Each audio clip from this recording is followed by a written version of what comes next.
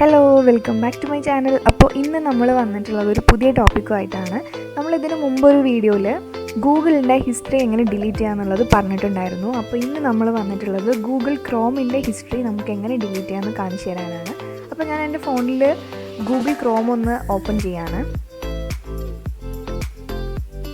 Open ചെയ്ത് കഴിഞ്ഞാൽ നിങ്ങൾക്ക് മുകൾ ഭാഗത്തായിട്ട് 3 ഡോട്ട്സ് കാണാനായിട്ട് സാധിക്കും. അതൊന്ന് ക്ലിക്ക് ചെയ്ത് കൊടുക്കുക.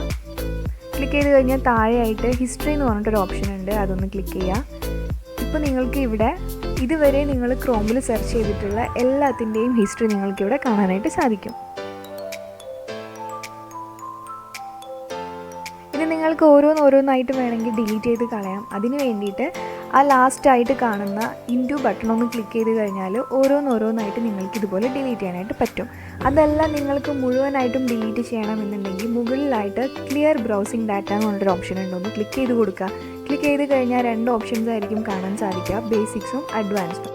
ബേസിക്സിൽ നിങ്ങളൊന്നും ചെയ്യേണ്ട, അത് അങ്ങനെ വിട്ടേക്കുക. ഇനി അഡ്വാൻസ്ഡ് ഒന്ന് ക്ലിക്ക് ചെയ്ത് കൊടുക്കുക. ക്ലിക്ക് ചെയ്ത് കഴിഞ്ഞാൽ അതിന് താഴെ ടൈം റേഞ്ച് എന്ന് പറഞ്ഞൊരു ഓപ്ഷൻ ഉണ്ട്, അതിന് സൈഡിലായിട്ട് ഒരു ആരോ കീ കാണാം. അതൊന്ന് ക്ലിക്ക് ചെയ്യുകയാണെങ്കിൽ നിങ്ങൾക്ക് എപ്പോൾ മുതലുള്ള ഹിസ്റ്ററി ആണോ ഡിലീറ്റ് ചെയ്യേണ്ടത് എന്നുള്ളത് നിങ്ങൾക്ക് സെലക്ട് ചെയ്ത് കൊടുക്കാനായിട്ട് സാധിക്കും. അപ്പോൾ ഞാനിതിൽ കൊടുത്തിട്ടുള്ളത് ഓൾ ടൈം ആണ്. ഓൾ ടൈം കൊടുത്തു കഴിഞ്ഞാൽ ഇതുവരെ ഞാൻ ബ്രൗസ് ചെയ്ത എല്ലാ ഡാറ്റയും എനിക്ക് ഡിലീറ്റ് ചെയ്യാനായിട്ട് പറ്റും.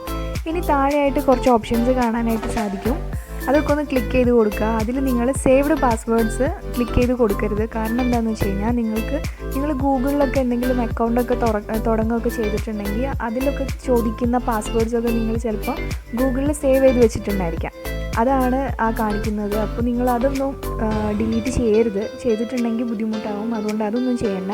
ആദ്യം കാണുന്ന ആ 3 ഓപ്ഷൻസ് മാത്രം ഒന്ന് ക്ലിക്ക് ചെയ്ത് കൊടുത്താൽ മതി. എന്നിട്ട് താഴെ കാണുന്ന ക്ലിയർ ഡാറ്റ എന്ന് പറഞ്ഞിട്ടുള്ള ഓപ്ഷൻ ഒന്ന് ക്ലിക്ക് ചെയ്യാം. എന്നിട്ട് ക്ലിയർ കൊടുക്കാം.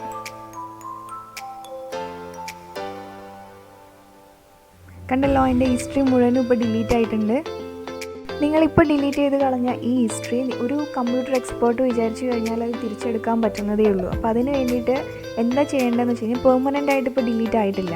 പെർമനൻ്റ് ആയിട്ട് ഡിലീറ്റ് ചെയ്യണമെന്നുണ്ടെങ്കിൽ നിങ്ങളുടെ സെറ്റിങ്സിലൊന്ന് പോവുക. സെറ്റിങ്സിൽ നിങ്ങൾക്ക് ആപ്സ് ആൻഡ് നോട്ടിഫിക്കേഷൻസ് എന്ന് പറഞ്ഞിട്ടൊരു ഓപ്ഷൻ കാണാനായിട്ട് സാധിക്കും. ചിലരുടെ ഫോണിൽ അത് ആപ്സ് എന്ന് മാത്രമായിരിക്കും ഉണ്ടാവുക. ഏതായാലും ഒന്ന് ക്ലിക്ക് ചെയ്യുക.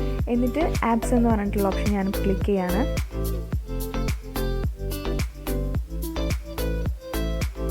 ഇവിടെ നമുക്ക് ക്രോം കാണാനായിട്ട് സാധിക്കും. ക്രോം ഒന്ന് സെലക്ട് ചെയ്ത് കൊടുക്കുക. ഇതിൽ സ്റ്റോറേജ് എന്ന് പറഞ്ഞിട്ടൊരു ഓപ്ഷൻ ഉണ്ടായിരിക്കും, അതൊന്ന് ക്ലിക്ക് ചെയ്യുക. ക്ലിക്ക് ചെയ്ത് കഴിഞ്ഞാൽ നിങ്ങൾക്ക് സ്റ്റോറേജുകളൊക്കെ നിങ്ങൾക്ക് ഇവിടെയും കാണാനായിട്ട് സാധിക്കും. അതൊന്ന് ഡിലീറ്റ് ചെയ്ത് കളയണം. അതിന് വേണ്ടിയിട്ട് മാനേജ് സ്പേസ് എന്ന് പറഞ്ഞിട്ടുള്ള ഓപ്ഷൻ ഒന്ന് ക്ലിക്ക് ചെയ്ത് കൊടുക്കുക. ക്ലിക്ക് ചെയ്തിട്ട് അതിലുള്ള എല്ലാ ഡാറ്റയും പോയിട്ടില്ല എന്നുണ്ടെങ്കിൽ ഒന്നും കൂടെ ഒന്ന് ഡിലീറ്റ് ചെയ്ത് അത് മുഴുവനൊന്ന് ഫ്രീ ആക്കി കൊടുക്കുക. ഇനി താഴെ നിങ്ങൾക്ക് ക്യാഷേ എന്ന് പറഞ്ഞിട്ടൊരു ഓപ്ഷൻ ഉണ്ടായിരിക്കും, ഡിലീറ്റ് ക്യാഷേ എന്ന് പറഞ്ഞിട്ട്, അതും ഒന്ന് ക്ലിയർ ചെയ്ത് കൊടുക്കുക. ഇത്രയേ ഉള്ളൂ. അപ്പോൾ ഇന്നത്തെ വീഡിയോ എല്ലാവർക്കും ഇഷ്ടമായി എന്ന് വിചാരിക്കുന്നു.